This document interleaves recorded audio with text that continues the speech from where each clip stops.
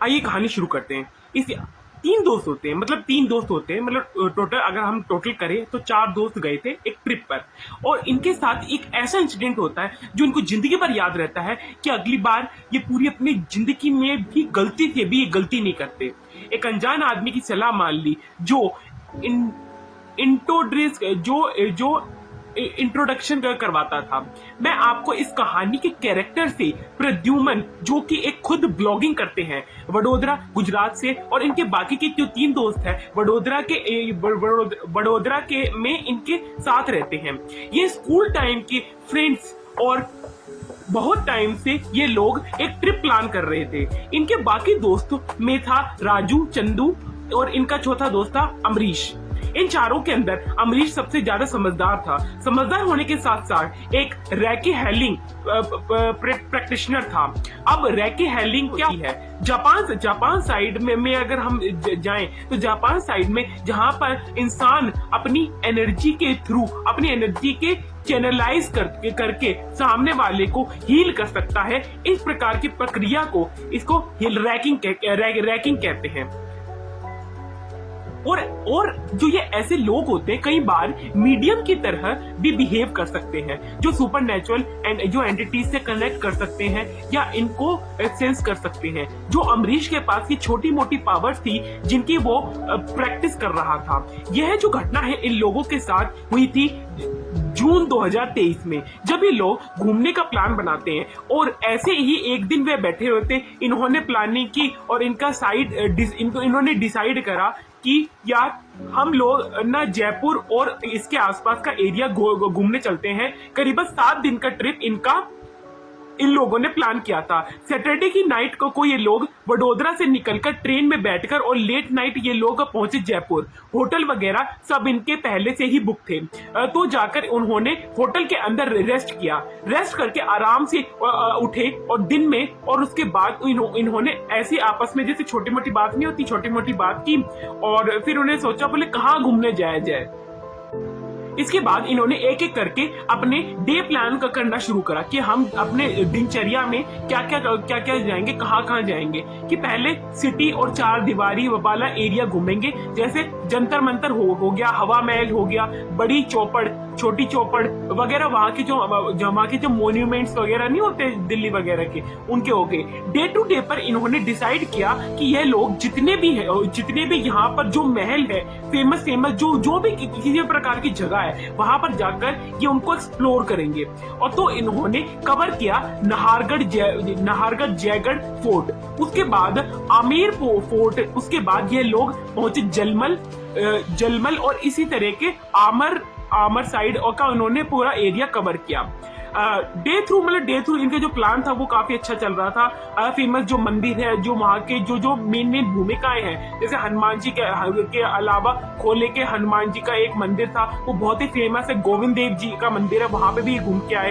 3 दोस्त के अंदर कवर कर लिया। तो ओवरऑल जो इनका टोटल जो 4 दिन हो गए थे इनको घूमते घामते, और ये काफी इनकी अच्छी ट्रिप अच्छी जा रही थी। तो ये चारों दोस्त होटल से बाहर निकलते हैं और पास में जो थोड़ी सी जो चाय की टपरी नहीं होती, वहाँ चाय की टपरी पे जाकर अपना गपशप करते, चाय वह पी के एंजॉय कर रहे होते। और गुजरात के लोग जनरली आप जानते हैं बाहर जाकर भी आराम से गुजराती में ही बात करते हैं। तो उनके पास में कोई इंसान बैठा हुआ था, वो समझ गया कि लोग बाहर से आए हुए हैं।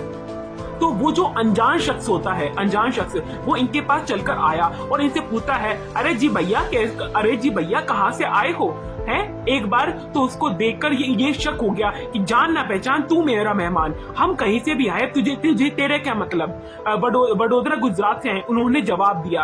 अभी 2-3 दिन और रुकेंगे। तो फिर वो पूछा, अच्छा भाई तो घूम लिया जयपुर बढ़िया से, कहाँ घूम लिए हो? तो उन्होंने बताया कि हम तो सारी चीजें कवर कर चुके हैं और अब हमारा जो अभी 3 दिन का ट्रिप है, तो देखते देखते कहाँ घूमना है। तो बोलता है, अच्छा तो आप वहां जाकर आ गए क्या? तो वो बोलते हम कहाँ जाकर आए? तो वो बोलता है मेहंदीपुर बालाजी। तो बोलते हैं ये क्या है? तो बोलता है आपको मेहंदीपुर बालाजी के बारे में कुछ भी नहीं पता क्या? अरे भाई साहब, आप राजस्थान घूमने आए हैं और जयपुर आए हैं और मेहंदीपुर बालाजी घूमे बिना चले जाओगे, फिर तो आपने कुछ घूमा ही नहीं। उसने बोला अरे भैया साहब, राजस्थान की वो जगह ऐसी है ना, किसी को तो दूसरी जगह नहीं है। आपको घूमना जरूर चाहिए, एक बार तो उसको देखना जरूर चाहिए, आपको वहाँ की फीलिंग लेनी चाहिए। आपको वहाँ पे जो दृश्य आपको देखने को मिलेंगे वो और कहीं नहीं मिलेंगे। आपको जरूर से जरूर एक्सप्लोर करना चाहिए। उसकी जो इंटरेस्टिंग बातें जो वो बंदा कह रहा था, और इन सब के अंदर एक उत्सुकता जागृत हो गई कि हम भी वहां पे घूम के आए। इनको पता चला मेहंदीपुर बालाजी के बारे में, तो इन्होंने प्लान किया यार चलते हैं मेहंदीपुर बालाजी घूम कर आते हैं। वैसे भी अब आए हैं तो घूम कर चले ही जाएंगे। मेहंदीपुर बालाजी के बारे में तो इन्होंने बहुत प्लान किया, यार चलते हैं मेहंदीपुर बालाजी घूम कर आते हैं। वैसे भी आज का दिन अपना फ्री है। इन्होंने टैक्सी की और यह लोग निकल गए मेहंदीपुर बालाजी के लिए। जब ये लोग मंदिर पहुंचे तो मंदिर का माहौल देखकर ये लोग चौंक गए, क्योंकि वहां पर जो दृश्य इनको दिख रहे थे उसको इनके अंदर तक रूह कांप गई कि जितने भी लोग यहाँ पर हैं, हर किसी को कुछ ना कुछ प्रॉब्लम है, कोई ना कोई समस्या, कोई ना कोई काला जादू की समस्या। बहुत सारी समस्याएं जो है लोग अपनी वहां पे लेके आते हैं, और वो जो हनुमान जी की कृपा से वो जो है उनको सॉल्व करने का प्रयास करते हैं कि कुछ भी करके तुम्हारी प्रॉब्लम हो जाए। भूत प्रेत की कोई भी बाधा, कोई भी काला जादू सारे जो है उस मंदिर में सॉल्व किए जाते हैं बाय द पुजारी, जो वहां का प्रीस्ट होता है। तो अब एक बार और वहां का माहौल देखकर घबरा गए। ये सारे चारों लोग जो थे वो घबरा रहे थे कि अगर किया जाए तो फिर दर्शन तो करके चलेंगे ही। तो वह लोग मंदिर के अंदर गए, और मंदिर के अंदर पहुंचते ही अमरीश जो था वो बड़ी अलग और अच्छी मतलब वैसी फीलिंग आई उसे। उसने कहा कि भाई लोग सब साथ में रहना, हनुमान चालीसा का पाठ करते हैं, हमको भगवान जी का आशीर्वाद प्राप्त होगा।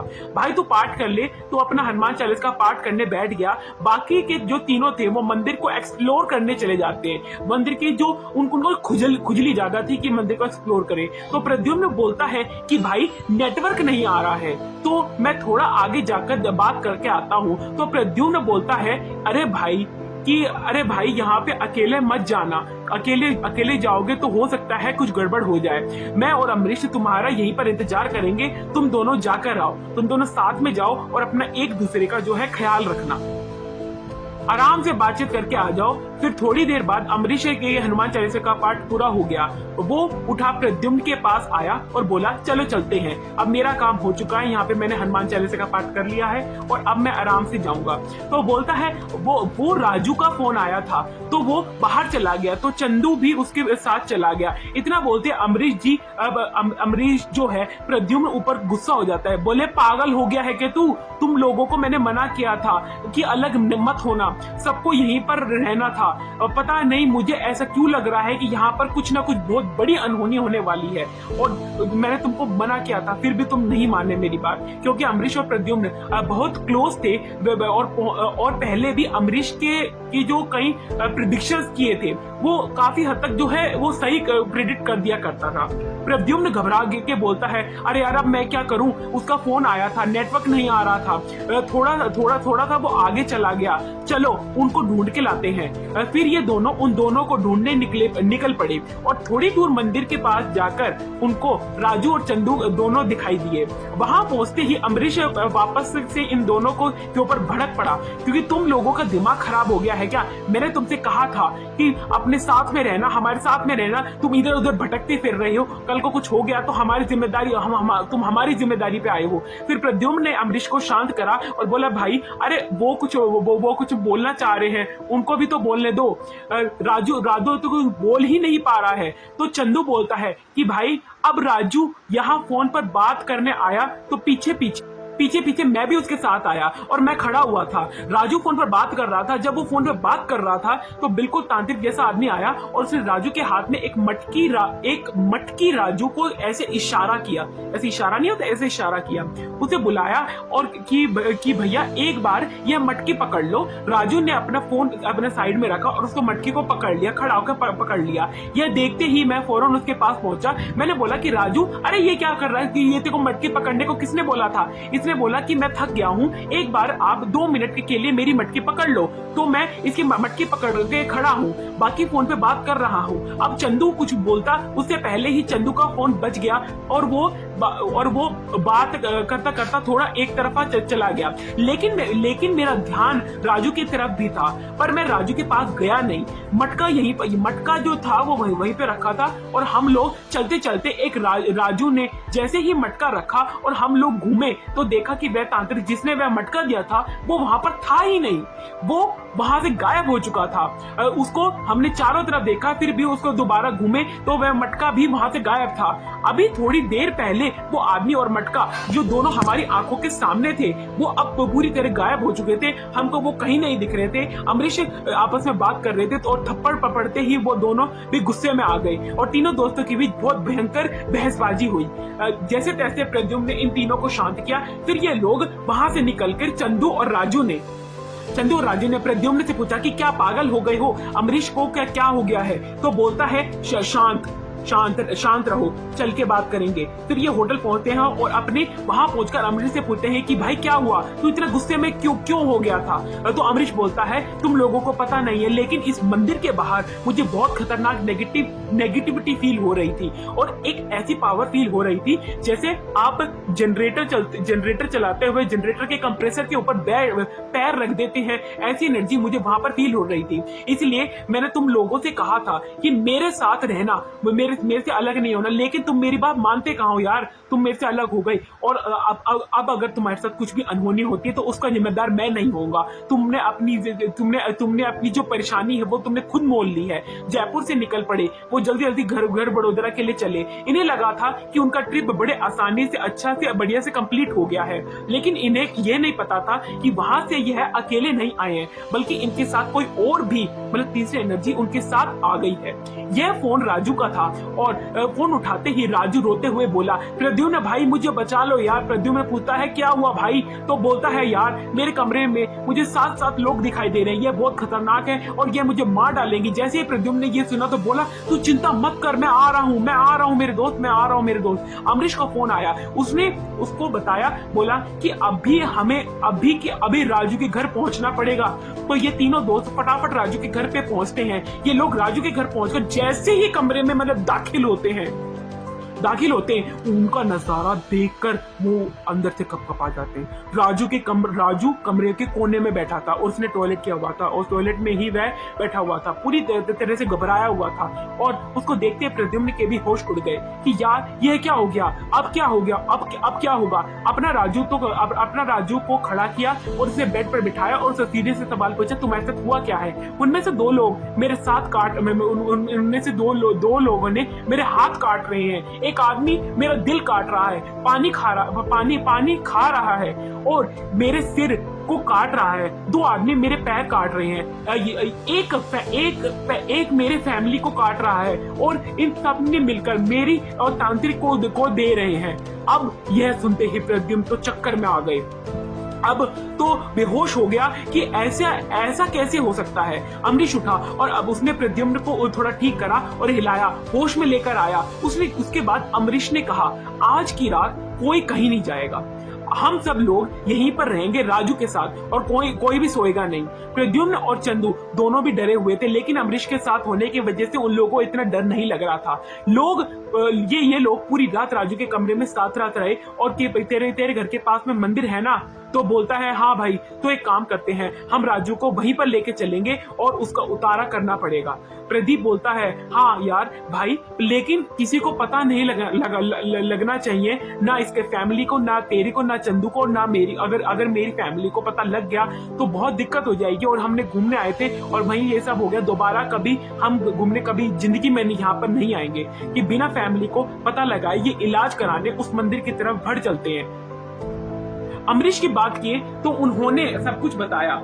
फिर उसके बाद में जो पंडित जी थे वहां पे उन्होंने एक हवन किया। हवन करने के बाद उन्होंने एक ताबीज दिया और कहा कि इसको पहन लो और इसे गले से बिल्कुल भी मत उतारना, इसमें मैंने अपनी सिद्धियों से मंत्र भरे हैं और अब तुम्हें कुछ भी दिखाई नहीं देगा। और यह लोग संतुष्ट हो गए कि चलो यार बढ़िया, हमारा प्रॉब्लम जो है सॉल्व हो चुका है, अब हम अपने घर जाएंगे आराम से सो के अपना जो नींद हमारी जो बिगड़ी है वो आराम से सुधार लेंगे कि ये लोग मुझे मार ही डाल, आज की रात तो ऐसा ही लग रहा था कि लोग मुझे मार ही डालेंगे। यह सुनते वापस से प्रद्युम्न का दिमाग खराब हो गया कि आज ही तो इलाज करवाया था और मतलब इलाज हुआ ही नहीं। उसके फटाफट से अमरीश और चंदू को फोन किया। ये लोग वापस से राजू के घर पहुंच गए और वहां जब ये पहुंचे तो इन्होंने देखा राजू बिल्कुल बेसुध अपने कमरे में पड़ा हुआ था। और अब इन्हें समझ में आ गया था कि इनके करने से कुछ भी नहीं होने वाला। पानी सर के ऊपर जा चुका है और अब इन्हें किसी तांत्रिक का सहारा लेना ही पड़ेगा। प्रद्युम्न दोनों के फैमिली वालों को अपने राजू के घर बुलाता, इकट्ठे होते हैं और उन्होंने फोन करके जल्द से जल्द बुलाते हैं। वो कहते हैं जल्द से जल्द आ जाओ क्योंकि यहाँ पे बहुत बड़ी प्रॉब्लम हो गई है, बहुत बड़ी समस्या हो गई है। हम मेहंदीपुर बालाजी गए थे, हम उसको सारी एक्सप्लेन करते हैं कि हम मेहंदीपुर बालाजी गए थे, वहां ऐसे तांत्रिक मिला था। तांत्रिक ने जो है मटका दिया था, इसने ये उठा के खड़ा था और उसको उठाने के कारण जो है इसके अंदर इसकी ऐसी हालत हो गई है, ये न चलने का रहा न गिरने का रहा। तुमने पहले ही हमने मना किया था अकेले घूमने जाने को। वो जो फैमिली वाले होते हैं उनको डांटने लगते। मैंने तुमको कितनी बार कहा था कि मत जाना, फिर भी तुम गए। अब भुगतो तुम, अब हम आते हैं, तुम जरा सब्र रखो। तो के साथ ट्रिप करने का सपना सिर्फ सपना ही रहेगा। अब दोबारा कभी हमसे अब हम अकेले नहीं छोड़ेंगे। इधर राजू घर वाले बोलते हैं कि भाई साहब शांत हो जाइए, अभी हमको स्थितियों को सुधारना होगा। स्थिति बहुत बिगड़ चुकी है, हमें इसके लिए कुछ भी करना पड़ेगा, इसकी पहले जान बचानी पड़ेगी। हमारी परंपरा में एक बहुत सिद्ध महाराज है, उन महाराज को जल्द से जल्द कॉन्टैक्ट किया जाए ताकि ये जो परेशानी है ये जल्द से जल्द सॉल्व किए जाए और हमारे बच्चे यानी लड़के को हमारे जल्द से जल्द बचाया जाए। फिर उसके बाद में उनको फोन लगाया जाता है, उनको कांटेक्ट किया जाता है। महाराज जी इनके घर पर आते हैं। महाराज जी ने सब कुछ चेक किया और फिर उन्होंने कहा कि आपके बेटे के साथ कुछ चीज बहुत बड़ी ही हुई है।